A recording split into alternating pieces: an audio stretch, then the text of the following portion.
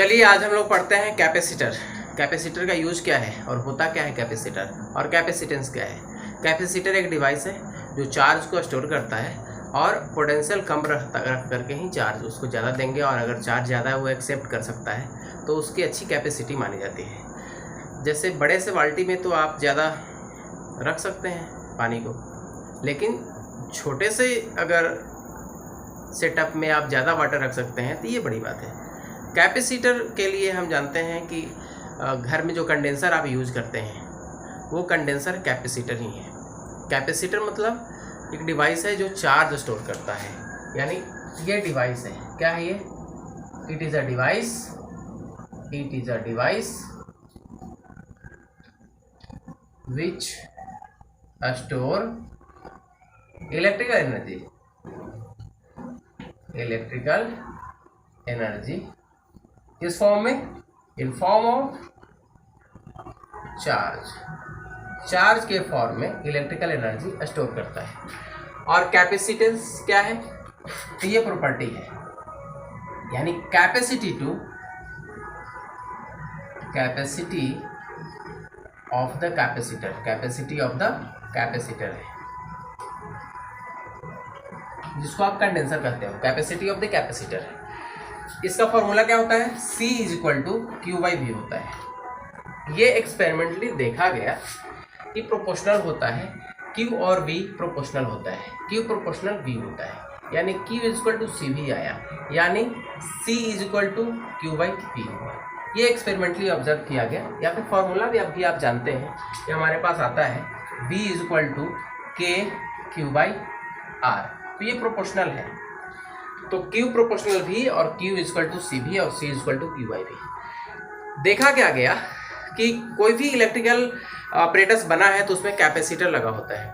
Capacitor का काम क्या है कि धीरे धीरे जो सर्किट में करंट आ रहा है उसके चार्ज को रखना अपने पास, स्टोर करना, और जब ज़रूरत पड़े तो सडनली सप्लाई दे देना।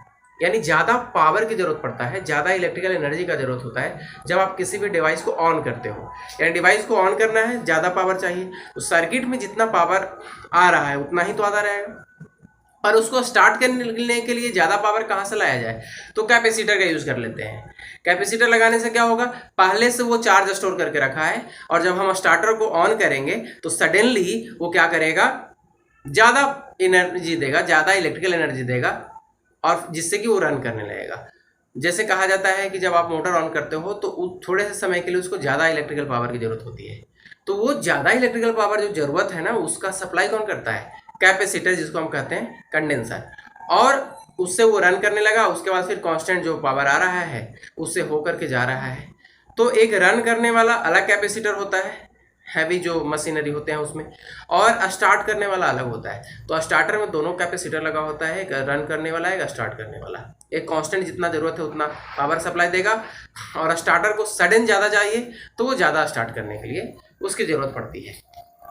जैसे सामान्य केस में क्या होता है, आप जब चलते हो, साइकिल चला रहे हो, तो साइकिल जब स्टार्ट करते हो आप ना, फर्स्ट पैडल जिसको कहते हैं मारते हैं, तो ज़्यादा एनर्जी की ज़रूरत पड़ती है। जैसे आप बाइक चला रहे हो तो एक एक्सीलेटर ज़्यादा की जरूरत पड़ती है। As sudden instant of time आप एक्सीलेटर ज़्यादा लोगे तो गाड़ी जो है आगे बढ़ेगा। वैसे ही मोटर में भी या फैन में भी जब स्टार्ट करना होता है, उसको घुमाना होता है, तो सडन ज़्यादा उसको इलेक्ट्रिकल एनर्जी चाहिए, और वो इलेक्ट्रिकल एनर्जी सप्लाई करता है कौन? कैपेसिटर। तो कैपेसिटर एक डिवाइस है जो विच store electrical energy in form of charge and supply high amount of electrical energy at sudden instant of time. तो ये होता है, किसी क्षण ज़्यादा चाहिए एनर्जी तो वो सप्लाई करके वो प्रोवाइड करवाता है। अब अच्छा सा कैपेसिटर कौन माना जाएगा? जिसमें V जो है वो कांस्टेंट हो और Q ज़्यादा वो स्टोर कर सके। जैसे देखा क्या जाता है कि जैसे हम Q का सप्लाई करते हैं किसी भी कंडक्टर में, तो V उसका राइज करता है। जनरली ऐसा होता है, Q जब हम देंगे तो V बढ़ेगा, क्योंकि ये फॉर्मूला ही है हमारे पास, V = KQ/R। तो Q जो है वो प्रोपोर्शनल V है और V प्रोपोर्शनल Q है, तो Q जब बढ़ाएंगे तो V बढ़ेगा। जब Q बढ़ाएंगे और V बढ़ेगा तो क्या C बढ़ेगा? नहीं बढ़ेगा। तो अच्छा सा कैपेसिटर कैसे बना पाएंगे? नहीं बना पाएंगे। तो पहले ये समस्या था, ये तो पहले आया हमारे पास, और फिर हमने पढ़ा कि कितने तरह के कैपेसिटर होते हैं। तो मेनली दो तरह के कैपेसिटर हैं हमारे पास। एक स्फेरिकल कैपेसिटर होता है और दूसरा पैरेलल प्लेट कैपेसिटर होता है। तो स्फेरिकल कैपेसिटर कुछ ज़्यादा नहीं पढ़ना है क्योंकि वो हमारे लिए बेनिफिशियल नहीं है। तो हम देख लेते हैं कि स्फेरिकल कैपेसिटर क्या होता है। स्फेरिकल कैपेसिटर क्या है, और ये भी देखा गया कि कैपेसिटर जो है वो क्यू पे डिपेंड नहीं करता है। Capacity of the capacitor Q पे डिपेंड नहीं करता है, भी पे डिपेंड नहीं करता है, उसके मटेरियल पे तो डिपेंड करेगा ही जो हम यूज करेंगे उसको बनाने में, और साथ में सेपरेशन डिस्टेंस पे डिपेंड करेगा, और डाई इलेक्ट्रिक कांस्टेंट पे डिपेंड करेगा। चलिए देखते हैं पहले हम लोग के स्फेरिकल कैपेसिटर क्या होता है। स्फेरिकल कैपेसिटर मतलब कि स्फेयर का आकार का वो कैपेसिटर होगा। मान लिया जाए इसको हमने चार्ज कर दिया है, हमने इसको इलेक्ट्रिकल चार्ज हमने सप्लाई कर दिया, और उसमें हमने चार्ज डेंसिटी सिग्मा दे दिया। तो चार्ज डेंसिटी देने के बाद, और इस स्फेयर का साइज हम मानते हैं कि आर रेडियस का साइज है, उसका आर रेडियस है, तो उसका जो भी साइज हो आर रेडियस है तो हमारे पास आ ही जाएगा। वॉल्यूम निकालना है 4/3 पाई आर की, वे सब कर लेंगे इसको हम, और 4 पाई आर स्क्वायर इसका सरफेस एरिया वगैरह निकाल लेंगे, जो भी जरूरत पड़ेगा हमारे पास। तो आर रेडियस का हमारे पास कैपेसिटर है, और हम जानना चाह रहे हैं कि इसकी कैपेसिटी कितनी होगी, और जिसमें हमने क्यू ना दे करके और सिग्मा दिया है। तो हम जानते हैं कि सिग्मा इक्वल टू होता है क्यू बाई ए, और इसकी कैपेसिटी निकालनी है। तो कैसे निकालें हम, तो हम जानते हैं C is equal to Q by V होता है, और क्यू यहाँ ना दे करके क्या दिया गया है, sigma is equal to Q by A दिया गया है। तो इसको क्या लिखेंगे आप, क्या हो जाएगा, क्रॉस मल्टीप्लीकेशन कर देंगे, q is equal to sigma a हो जाएगा। तो क्या लिखेंगे इसको, डिवाइडेड बाई भी। अब यहां पर भी का फॉर्मूला आप लगा सकते हैं। भी का फॉर्मूला क्या लगाएंगे, क्या होता है भी, क्यू के साथ रिलेट होता है। भी हमारे पास क्या है यहाँ, देखिए जरा, भी का फॉर्मूला होता है माइनस के क्यू बाई आर, और क्यू की जगह क्या है, सिग्मा है डिवाइडेड बाई आर, और के कितना लिखेंगे आप। रेडियस की जगह पर यहाँ क्या वैल्यू है, आर, चलिए वो लिख दीजिए। क्लियर है, दिख रहा है विजन, हाँ चलिए ठीक है। इसके बाद फिर ये वैल्यू हम यहाँ रखेंगे इसमें, c इज इक्वल टू, तो क्या आएगा, v इज इक्वल टू हमारे पास ये है इसमें। अब इसका वैल्यू हम इसमें रखते हैं, इसको थोड़ा क्लियर लिख देते हैं, साफ चलते हैं। c इज इक्वल टू हमारे पास हो जाएगा डिवाइडेड बाई v, और v का वैल्यू हम यहाँ रख देंगे, तो क्या हो जाएगा, c is equal to k और q बाई r होता है। r हमारे पास रेडियस क्या है, r है, चलिए ये लिख दिया हमने, और इसको आप लिख दीजिए सिग्मा है, ये कटने कुटने वाला है, ये दोनों को काट दीजिए आप, और ये ऊपर चला आया क्या, तो क्या ये r बाई के हो जाएगा, r बाई के हो जाएगा। यानी जो फॉर्मूला आ रहा है c is equal to r by k आ रहा है। इस फॉर्मूले का यूज करके आप कैपेसिटी ऑफ द कैपेसिटर निकाल सकते हैं। अगर स्फेरिकल, ये विजन यहाँ पर नहीं दिख रहा है, यानी आप लिख लेंगे इसको, c इज इक्वल टू आया हमारे पास r बाई के। इसी को दूसरे फॉर्मूले में अच्छे से फॉर्म में इसको लिखता है, अलग अलग फॉर्म है, तो r और डिवाइडेड बाई k का वैल्यू लिखता है। k का वैल्यू कितना हो जाएगा, तो 1/4 पाई एप्सिलॉन नॉट, इतना हो जाएगा, ये ऊपर चला जाएगा, यानी c is equal to 4 pi epsilon naught r। ये है कैपेसिटी ऑफ द कैपेसिटर। अब मान लिया जाए कि कोई आपसे बोले कि 1 फैराड का कैपेसिटर बनाइए और वो स्फेरिकल कैपेसिटर बनाइए, तो बहुत बड़ा कैपेसिटर हो जाएगा वो। इसको जरा देखते हैं कि अगर 1 मीटर रेडियस का अगर कैपेसिटर हो न्यूमेरिकल्स, तो उसका कैपेसिटी कितना आएगा। अगर r is equal to 1 metre दिया गया है तो c क्या होगा, क्योंकि एक चीज यहां देखने वाली बात है कि कैपेसिटी जो है क्यू पे डिपेंड नहीं कर रहा है, चार्ज आपने कितना दिया है इस पे डिपेंड नहीं कर रहा है, एप्सिलॉन पे डिपेंड कर रहा है जो मटेरियल का बना हुआ है, रेडियस पे डिपेंड, यानी उसका आकार पे डिपेंड कर रहा है। मतलब एक बार कैपेसिटर हमने बना दिया तो उसकी कैपेसिटी हम चेंज नहीं करेंगे। कैपेसिटी कैसे चेंज करेंगे, बाल्टी अगर है तो बाल्टी की कैपेसिटी किस पे चेंज कर डिपेंड किस पे करेगा? जिससे बना हुआ है उसका एरिया पे डिपेंड करेगा, कितना एरिया है उसका। अब वो तो बढ़ा घटा नहीं सकते आप। अगर आप कैपेसिटर बना दिए, मान लिया 50 फैराड का, माइक्रो फैराड का या फैराड का, अगर आपके पास कैपेसिटर है तो उसकी कैपेसिटी कैसे बढ़ाएंगे आप? नहीं बनाएंगे। एक बार जो बन गया, जैसे इस पेन की कैपेसिटी बढ़ेगा क्या? नहीं बढ़ेगा। ये एक डिवाइस है, कैपेसिटर एक डिवाइस है और इसकी कैपेसिटी फिक्स है। बनाते समय ही ये फिक्स होता है कि कितना ये स्टोर कर पाएगा इलेक्ट्रिकल एनर्जी को, और जितना स्टोर करेगा उतना सडन सप्लाई देगा। तो जिस डिवाइस के लिए जितना ज़्यादा पावर चाहिए सप्लाई में, उतने बड़े कैपेसिटर का, उतने हाई पावर के कैपेसिटर का यूज किया जाता है।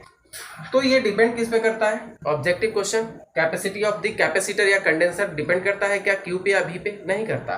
भले ही फॉर्मूला हमारे पास C equal to Q by V भी पहले है, लेकिन जब हम इसका अरेंजमेंट देखे और हमने निकाला capacity of the spherical conductor capacitor, तो वहां पर न भी इंट्रोड्यूस हो रहा है, यहाँ तो कैंसिल हो गया, काम खत्म।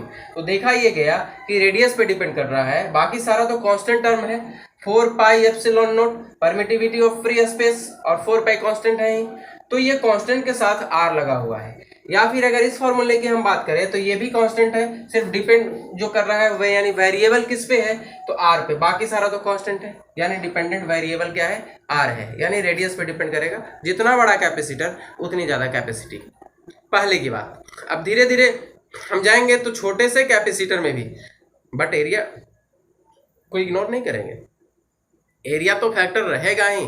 साथ में उसमें अगर डाइलेक्ट्रिक इंट्रोड्यूस करवा देंगे, यानी उसमें डाल देंगे, तो कैपेसिटी बढ़ जाए वो अलग बात है, पर एरिया तो रहेगा ही। एरिया पे डिपेंड करता है कैपेसिटी ऑफ द कैपेसिटर यानी कंडेंसर।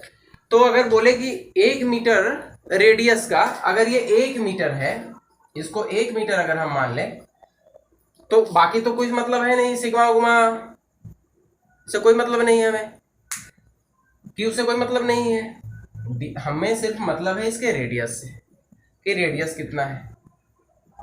तो इसका आकार कैसा है इस पे डिपेंड कर रहा है। रेडियस किस चीज को इंट्रोड्यूस कर रहा है? आकार का उसका क्या है। तो सी अगर हमें निकालना है, रेडियस अगर 1 मीटर है, तो इसकी कैपेसिटी अगर कोई पूछे तो देखते हैं। फैराड तो बहुत ज़्यादा पावर है, फैराड के पास ज़्यादा हाई पावर है। फैराड तो आता ही नहीं है। फैराड अगर हम बनाएंगे ना इसका, तो पृथ्वी से बड़ा सा स्फीयर, पृथ्वी से भी बड़ा स्फीयर बनाना पड़ेगा, तब 1 फैराड का कैपेसिटर हम बना पाएंगे। स्फेरिकल के केस में देखेंगे अभी हम। मान लिया गिवन है कि आर, अगर ये हमारे पास कोई स्फीयर है जिसका रेडियस आर है, तो सी हम बताइए कि सी इक्वल टू क्या होगा, कैपेसिटी क्या होगा इस कैपेसिटर का, ये निकालने के लिए बोले। कैसे निकालेंगे आप? तो फॉर्मूला लगाएंगे, c equal to 4 pi epsilon naught r, बाकी सारा कांस्टेंट टर्म है, वैल्यू लिख देंगे। क्या होगा? 4 पाई एप्सिलॉन नोट का वैल्यू क्या होता है, तो उसका वैल्यू आप रख दीजिए। या तो एप्सिलॉन का वैल्यू 8.85 10⁻⁻12 रखिए, या तो फिर आप रख दीजिए, आप जानते हैं यहाँ पर 4 पाई एप्सिलॉन नोट का वैल्यू आप रख दीजिए, यानी उल्टा करके रख दीजिए इसका वैल्यू।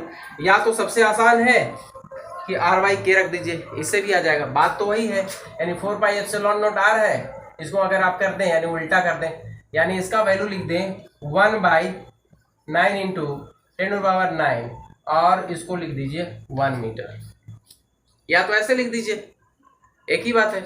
या तो फॉर्मूला आपके पास क्या था, C इक्वल टू, ये देखिए R बाई के याद रखिए, R बाई के याद रखिए, तो क्या हो जाएगा, R मतलब 1 और डिवाइडेड बाई 9 उतना ही आ रहा है।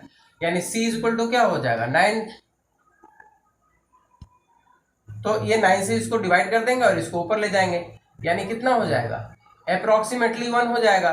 यानी 10 टू दी पावर, अगर 9 से 1 को डिवाइड करेंगे, कर लीजिए क्या फर्क पड़ता है, इसको 10 कर दीजिए, इसको 9 कर दीजिए, और इसमें एक पावर ऊपर जाकर माइनस हो ही रहा है तो -10 कर दीजिए, एक तो 0 इसको हमने दे दिया।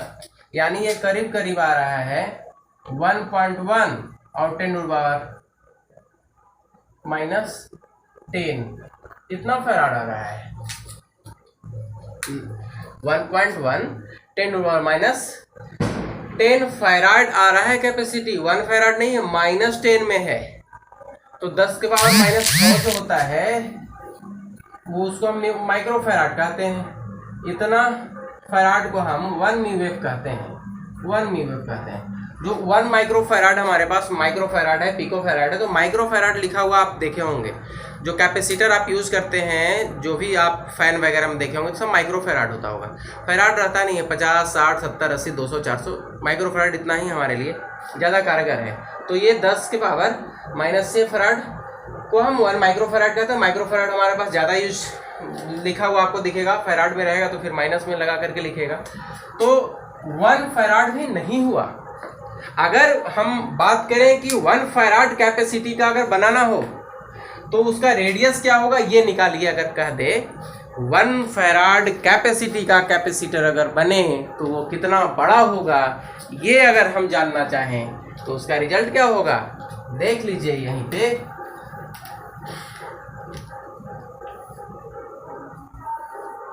ये रेडियस निकालना है, आर नहीं मालूम क्या है सो। और दिया गया है क्या, कैपेसिटी दिया हुआ है 1 फैराड कैपेसिटी दिया हुआ है। तो लगा दीजिए C = यही फॉर्मूला लगाइए, ये याद रखिए, ये आसान है तो ये याद रखिए, R/K लगा दीजिए, R/K।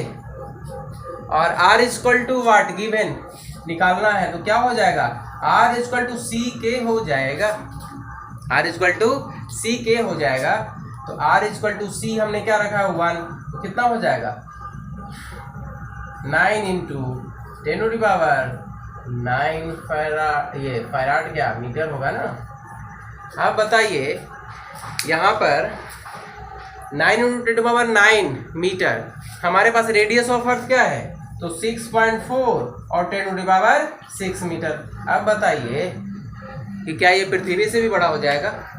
1 फैराड कैपेसिटर अगर है, उसकी कोई कैपेसिटर, उसकी कैपेसिटी 1 फैराड अगर है और ये इस तरह कैपेसिटर है, मतलब स्फेरिकल कैपेसिटर है, तो कितना बड़ा हो जाएगा तो हम कहेंगे 9 × 10⁹ यानी पृथ्वी से भी कई गुना बड़ा।